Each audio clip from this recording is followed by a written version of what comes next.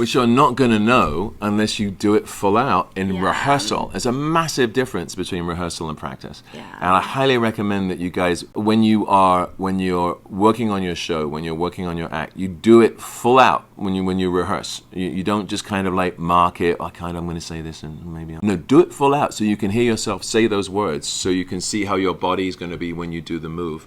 And also, as you're rehearsing, the best part of it is that new lines will come to you because you're rehearsing, and if you film it, there's something weird about putting a camera on and filming it and then watching it back later. When you're filming it, it will make you a little more anxious, and then you'll be a little more nervous, and then other material will come as you're performing, and you'll have a record of it, which is great. Sure.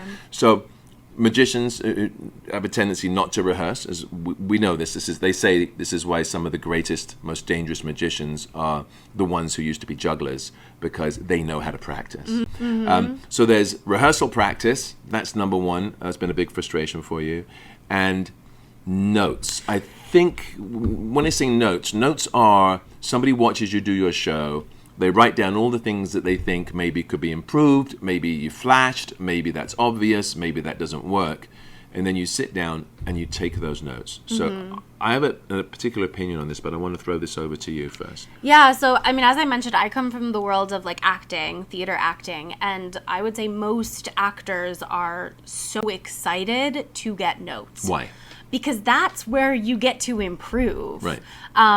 Those are those little meaty, detaily areas that you get to sink deeper. Yeah. You get to workshop. You get to try it a million different ways until something starts sparking something. And it might be something you never thought of that turns something from being okay to fantastic, right? Yeah, for sure. It's those little details that timing is often a big area that I love to study in notes. Yeah.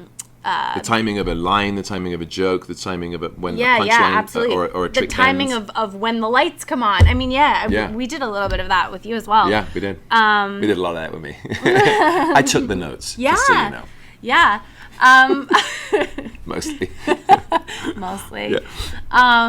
But I often find with magicians that don't come from a background of acting training, which, is not necessary. I don't think you need formal acting training to be an actor even, let alone a magician. But they maybe lack the same kind of excitement around these pieces that I can improve. And I think they can tend to take it personally, like, yes. Oh, I didn't do that good enough. It's not about good enough. It's about, are you achieving your intention in that moment?